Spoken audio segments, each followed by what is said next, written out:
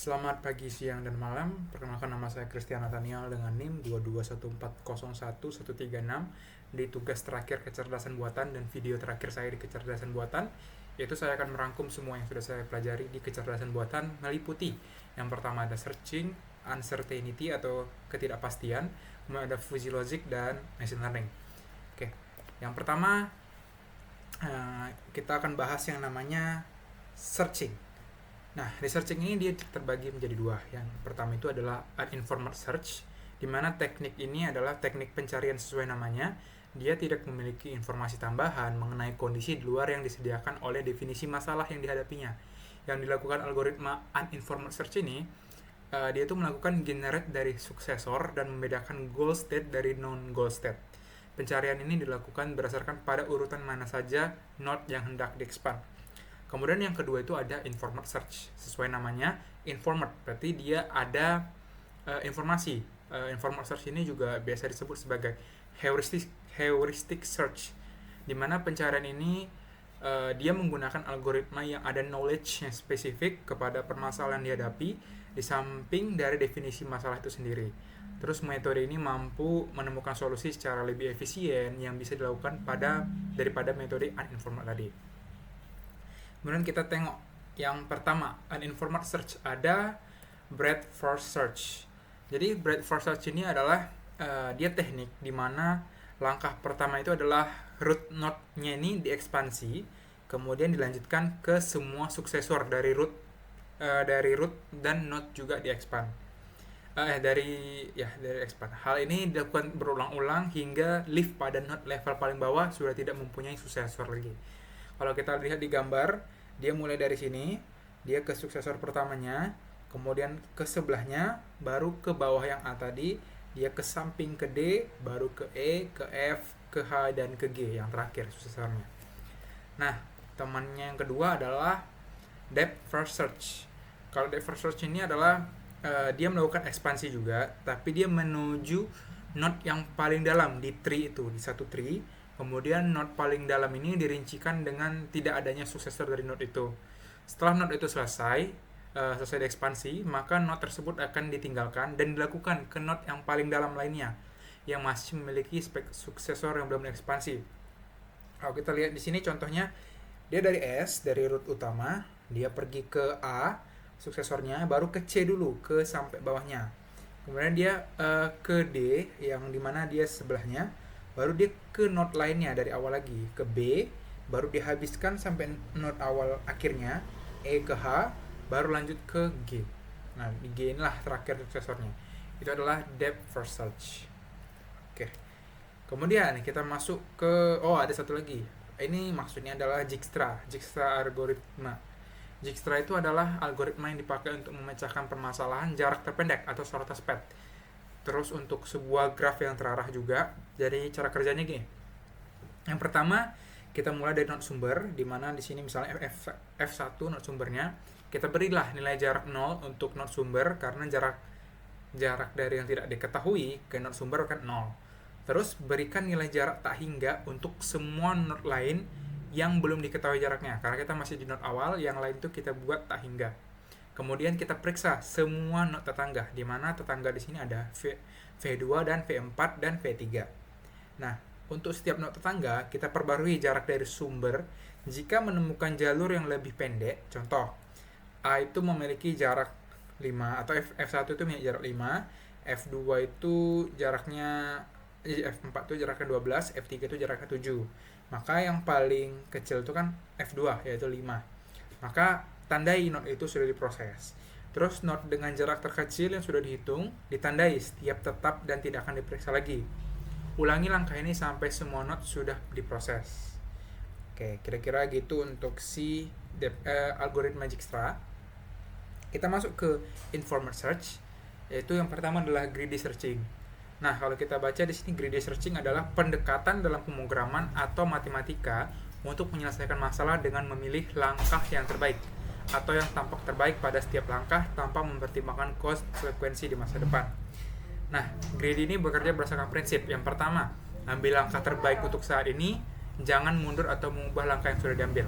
Pada setiap langkah, algoritma ini memiliki solusi lokal terbaik atau disebut lokal optimum, dengan harapan bahwa keputusan ini akan mengarah ke solusi terbaik secara keseluruhan atau disebut dengan global optimum. Nah, kemudian informasi satu lagi adalah yang paling populer adalah A-star search. Di mana A-star search ini sebuah algoritma pencarian jalur terpendek juga sama kayak Dijkstra tadi, namun dia akan menggabungkan dua kekuatan, yaitu dari uniform cost search atau Dijkstra tadi dan greedy best first search. Di mana algoritma ini memastikan solusi optimal sekaligus efisiensi tinggi asalkan parameter heuristiknya dirancang dengan benar. Kalau untuk rumusnya bisa kita lihat Fn sama dengan Gn tambah Hn, di mana Fn ini adalah perkiraan total biaya dari node awal sampai node tujuannya. Di mana G ini adalah biaya titik awal hingga node N atau node yang mau dituju setelahnya. Kalau Hn itu adalah estimasi biaya dari node yang sekarang ke node tujuannya atau heuristic function biasa namanya. Tujuannya ini yang kayak bilang tadi adalah menemukan jalur dengan biaya terendah dari node awal ke node tujuan dengan memanfaatkan Gn tadi untuk jalur yang sudah diketahui dan Hn itu sebagai panduan untuk langkah selanjutnya. Nah, kira-kira gitu untuk searching. Kita lanjut ke uncertainty atau ketidakpastian. Oke, sesuai namanya, ketidakpastian ini muncul ketika sistem AI yang tidak memiliki informasi lengkap atau data yang akurat untuk membuat keputusan. Ini tantangan yang sering dihadapi dalam pengambilan keputusan berbasis AI. Banyak masalah dunia yang nyata yang melibatkan data tidak sempurna, ambigu, atau tidak pasti. Nah, kalau kita lihat di sini ada beberapa penyebab uncertainty. Yang pertama itu informasi tidak lengkap. Jadi ketidakpastian ini terjadi ketika sistem tidak memiliki semua data yang relevan atau tidak lengkap. Terus faktor-faktor itu bisa yang pertama, datanya tidak tersedia dalam waktu atau terpotong saat pengumpulan. Yang kedua, informasi penting itu berada di luar jangkauan sistem. Nah, kemudian ada kesalahan pengukuran, di mana ketidakakuratan dalam alat pengumpul data itu menyebabkan sistem menerima data yang salah. Biasa faktornya itu yang pertama, keterbatasan perangkat kelas, misalnya resolusinya sensor itu rendah, terus gangguan lingkungan, misalnya ada noise pada mikrofon, atau kayak kalau kamera ada distorsi optik namanya. Yang ketiga itu adalah ambiguitas. Nah, ambiguitas ini kayak namanya ambigu, data yang sama itu dapat direpresentasikan dengan cara yang berbeda karena sifatnya yang tidak pasti atau bersifat ganda. Penyebabnya itu ada kayak data itu bersifat subjektif atau kontekstual, kemudian kurangnya metadata atau penjelasan tambahan tentang data tersebut.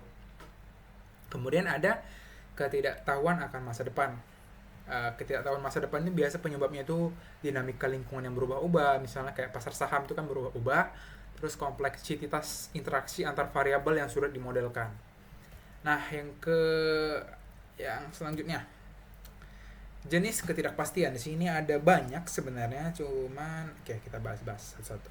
Yang pertama, ketidakpastian aleatorik, di mana ketidakpastian ini muncul dari keacakan atau variabilitas yang melekat pada data. Hal ini sering disebut dengan ketidakpastian data. Misalnya dalam tugas klasifikasi, ketidakpastian aleatronik ini dapat muncul dari variasi dalam pengukuran sensor atau label yang tidak jelas. Nah, yang kedua itu ada epistemik atau ketidakpastian epistemik. Dia itu terkait dengan kurangnya pengetahuan atau informasi tentang suatu model. Ketidakpastian ini merupakan ketidakpastian yang berpotensi dapat dikurangi dengan lebih banyak data atau teknik pemodelan yang lebih baik. Ketidakpastian ini dikenal sebagai ketidakpastian model dan muncul dari keterbatasan model seperti penyederhanaan atau asumsi. Kemudian ada ketidakpastian parameter, itu adalah khusus si model probabilistik seperti jaringan saraf Bayesian. Ketidakpastian ini dia mencerminkan ketidakpastian tentang nilai parameter model dan dicirikan oleh distribusi probabilitas atas parameter tersebut.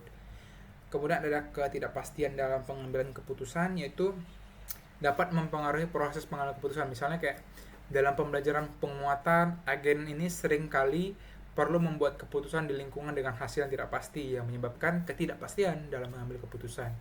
Yang kelima itu adalah ketidakpastian dalam pemahaman bahasa alami. Dalam NLP atau Natural Language Programming, di mana pemahaman dan pembuatan bahasa manusia pada dasarnya tidak pasti karena ambiguitas bahasa, polimesi atau banyak makna, dan interpretasi yang bergantung pada konteks. Kemudian ada ketidakpastian dalam inferensi probabilistik. Metode atau model grafis probabilistik ini digunakan AI biasanya untuk memodelkan ketidakpastian. Jadi ketidakpastian ini muncul dari proses inferensi probabilistik itu sendiri yang memengaruhi keandalan prediksi model. Kemudian itu ada ketidakpastian dalam pembelajaran penguatan. Dalam pembelajaran penguatan, ketidakpastian dapat muncul dari skotasitas lingkungan atau trade-off eksplorasi-eksploitasi. Agen harus membuat keputusan dalam ketidakpastian tentang hasil tindakan mereka. Kemudian ada ketidakpastian dalam sistem otonom, di mana kayak mobil otomatis atau tanpa pengemudi harus menavigasi lingkungan tidak pasti dan dinamis. Ketidakpastian ini dapat berkaitan dengan pergerakan objek lain, pengukuran sensor, dan tindakan kontrol. Kemudian yang terakhir adalah ketidakpastian dalam interaksi manusia AI. Yaitu adalah ketika sistem AI berinteraksi dengan manusia, mungkin ada ketidakpastian dalam memahami dan menanggapi masukan manusia, serta ketidakpastian dalam memprediksi perilaku dan preferensi manusia. Nah, kita masuk ke fuzzy logic. Inilah salah satu solusi dari ketidakpastian tadi. Nah, fuzzy logic ini apa sih? Fuzzy logic ini logika sistem yang mengikuti cara penalaran manusia yang cenderung menggunakan pendekatan, bukan eksak, bukan sebuah angka, tapi dia pendekatan yang memungkinkan komputer untuk bekerja dengan data yang tidak pasti, yang tidak ambigu, atau bersifat yang nggak jelas. Nah, di sini ada beberapa istilah-istilah fuzzy logic. Yang pertama, fuzzification, yaitu adalah definisi dari himpunan fuzzy dan penentuan derajat keanggotaan dari Cripps input pada sebuah himpunan fuzzy. Oke, langkah-langkah fuzzy deh. Langkah-langkah fuzzy itu pertama, dia identifikasi dulu himpunan fuzzy. Contohnya, kalau untuk tinggi, ada rendah, sedang, dan tinggi. Kemudian dia kedua, menentukan fungsi anggotaannya. Dia itu akan memberi ke setiap himpunan fuzzy tadi. Kemudian yang ketiga itu menghitung derajat keanggotaan input Cripps pada himpunan fuzzy. Contohnya, kalau suhu diukur sebagai 30 derajat Celcius, kalau di fuzzification suhu ini memiliki derajat keanggotaan misalnya 0,7 dalam himpunan hangat dan 0,3 dalam himpunan panas. Jadi dia bersifat kayak 0,7 itu untuk hangat, 0,5 itu untuk panas. Dia nggak ada ke eksaknya satu gitu. Kemudian ada istilah keduanya itu adalah inferensi. Di mana inferensi ini adalah evaluasi atau kaidah atau aturan si fuzzinya itu untuk menghasilkan output dari tiap rule-nya. Kaidah fuzzi ini biasanya bentuknya itu jika kondisi 1 dan n atau kondisi 2, maka apa hasilnya? Proses ini menggunakan operasi logika fuzzi seperti n biasa dilambangkan dengan minimum, atau itu dilambangkan dengan maksimum. Atau biasa juga implikasi yang menggunakan metode minimum. Contohnya itu, kalau suhu hangat dan kelembapan tinggi, maka kipasnya hidupkan anginnya sedang gitu. Untuk contohnya. Kemudian untuk komposisi ini adalah agregasi atau kombinasi dari keluaran semua rule. Nilai keluaran dari setiap aturan digabungkan menjadi metode seperti maksimum atau penjumlahan. Nah, yang terakhir adalah diffusification dari si istilah-istilah fuzzy logic. Jadi dia ini kayak perhitungannya untuk outputnya. Metodenya itu ada centroid, yaitu menghitung pusat areanya. Bisector, membagi area fuzzy menjadi dua bagian yang sama. Kemudian yang ketiga itu adalah maximum membership, memilih nilai dengan derajat keanggotaan maksimum. Contohnya, setelah diffusification, nilai fuzzy keluarannya seperti kipas angin sedang dapat dikonversi menjadi nilai Cripps seperti 5 dengan skala 1 sampai 10. Nah, kira-kira gitu. Terus kita mau lihat contoh penggunaan fuzzy logic. Kita akan ambil contoh dari pengendali AC atau air conditioner. Misal, inputnya adalah suhu ruangan dan kelembapan udara. Nah, kita proses ini satu-satu. Pertama, diffusification. Nah, diffusification tadi kita buat nih himpunannya. Untuk suhu itu ada dingin, hangat, dan panas. Dan kelembapan itu ada rendah dan tinggi. Kita masuk ke inferensi, aturan-aturannya. Jika suhu panas atau kondisi pertama, jika suhu panas dan berarti kita pakai maksimum, kelembapan tinggi, maka AC kita buat tinggi. Nah, ini kan kita buat pengendali AC. Maka dia keluaran tinggi. Terus selanjutnya kita bikin komposisi, yaitu adalah gabungkan semua keluaran aturan. Terus ada diffusification, yaitu kita hitung lah nilai creep seperti level AC. Misalnya karena tadi aturan-aturan tadi, kita buat nilai AC-nya adalah 7 dengan skala 1 sampai 10. Nah, maka akan pengendali AC ini akan bekerja dengan lingkungan yang terjadi. Oke, kira-kira gitu diffusi logic.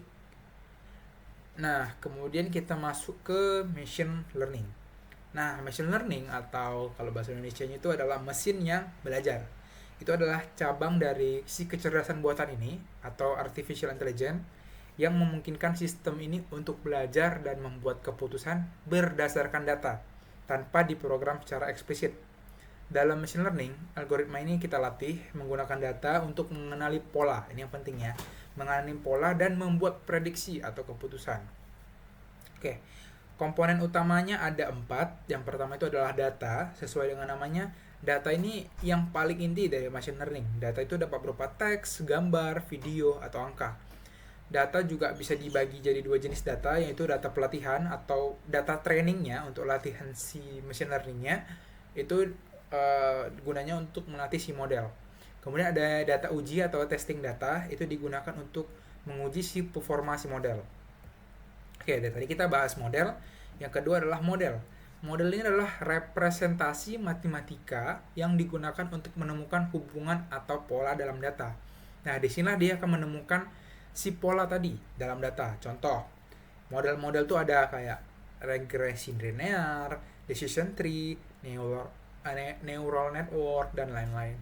Kemudian udah ada model, kemudian yang ketiga adalah algoritmanya. Nah, algoritmanya adalah ini metode atau prosedur yang digunakan untuk melatih model. Algoritma ini juga memproses data pelatihan untuk membuat model yang optimal. Jadi dia ada langkah-langkah atau step-stepnya itu yang sistematis untuk melatih si modelnya agar lebih optimal lagi. Nah, kalau udah dibikin semua, ada namanya evaluasi. Nah, evaluasi itu modelnya udah dilatih, modelnya udah dilatih, udah dilakukan semua algoritmanya, kemudian dilakukanlah evaluasi untuk menguji data tadi. Jadi metodenya itu bisa kayak akurasi model itu berapa, presisinya, recall-nya, F1 score-nya, dan lain-lain tergantung dari tugas jenis-jenis tugas ML-nya. Nah, kira-kira itu untuk si istilah-istilah lah yang ada di atau komponen utama dalam machine learning. Kemudian kita mau masuk ke 7 langkah machine learning. Nah, ini cukup penting. Yang pertama itu adalah gathering data atau mengumpulkan data. Gathering data ini di sini sesuai namanya, kita kumpulkan data yang relevan untuk masalah yang ingin diselesaikan. Biasa tuh data ini kita dapat dari sensor, dari database atau sumber lainnya atau dataset lainnya. Pokoknya kita pastikan data itu relevan untuk masalah yang ingin kita selesaikan. Kemudian adalah preparing that data. Kita siapkan atau kita matangkan data itu dengan cara kita bersihkan, kita proses, bisa kita data yang hilang misalnya kita tambahin, kita normalisasi, itu istilah dalam database. Kemudian kita transformasi fitur-fiturnya. Nah, kalau datanya udah siap, udah kita kumpulkan, udah kita bersihkan. Yang ketiga itu adalah choosing a model. Model tadi kan untuk menjalankan machine learningnya. Kita pilihlah algoritma atau model yang sesuai dengan masalah. Contohnya kayak tadi regresi, klasifikasi, klasterisasi, atau neural network. Nah, model udah ada, data udah ada, kita mulai training atau melatih modelnya itu dengan cara model yang kita pilih tadi, kita masukkan data yang udah kita siapkan tadi, sehingga modelnya itu bisa mengenali pola atau hubungan-hubungan dalam datanya. Nah, disinilah maka model itu mulai melatih datanya. Udah selesai training data, kita evaluasi. Kita evaluasi performa modelnya menggunakan data uji, kayak memastikan model itu akurat dengan prediksi yang dibuatnya. Nah, evaluasi udah ada. Terus ada namanya hypermeter tuning. Nah, disinilah udah akurat nih kan, tapi kita mau optimalkan lagi parameter modelnya, seperti kayak learning rate-nya, jumlah lapisan si modelnya. Untuk tujuannya apa? Untuk meningkatkan performa. Kemudian yang terakhir adalah prediction. Yaitu menggunakan model yang telah dilatih untuk membuat prediksi atau keputusan berdasarkan data-data yang baru atau data-data yang diinputkan oleh user. Nah, itu untuk 7 langkahnya. Kemudian jenis-jenis machine learning. Yang pertama ada supervised learning. Itu adalah algoritma yang dilatih menggunakan data yang memiliki label input-output. Contohnya prediksi harga rumah, itu pakai regresi, klasifikasi email sebagai spam atau tidak, itu klasifikasi juga. Nah, kemudian ada unsupervised learning. Algoritma ini bekerja dengan data tanpa label dan mencoba menemukan pola tersembunyi. Contohnya klasterisasi pelanggan menggunakan algoritma K-means, terus penguraian dimensi menggunakan PCA. Yang ketiga adalah reinforcement learning, di mana algoritma ini belajar melalui interaksi dengan lingkungan dan mendapatkan umpan balik dalam bentuk reward atau punishment. Contohnya adalah pengendalian robot dan bermain game. Oke, terakhir kita bakal lihat apa sih contoh-contohnya. Yang pertama ada sistem rekomendasi. Contohnya kalau di Netflix itu ada rekomendasi film berdasarkan apa yang sering kita tonton. Kemudian ada pengolahan bahasa alami atau NLP. Itu contohnya ada chatbot, ChatGPT, analisis sentimen, sama penerjemah otomatis. Kemudian yang ketiga adalah computer vision. Itu deteksi wajah, klasifikasi gambar, terus pengenalan objek kalau dengan kamera gitu. Yang keempat tuh untuk kesehatan, bisa dengan diagnosis penyakit berdasarkan apa hasil tes medis yang dilakukan. Nah, kira-kira itu aja yang bisa saya sampaikan untuk satu semester ini kecerdasan buatan. Kepada Pak Ade juga sangat berterima kasih atas satu semester yang menyenangkan. Semoga mendapat nilai yang baik. Atas perhatiannya saya ucapkan terima kasih. Jika ada salah, mohon dimaafkan. Terima kasih.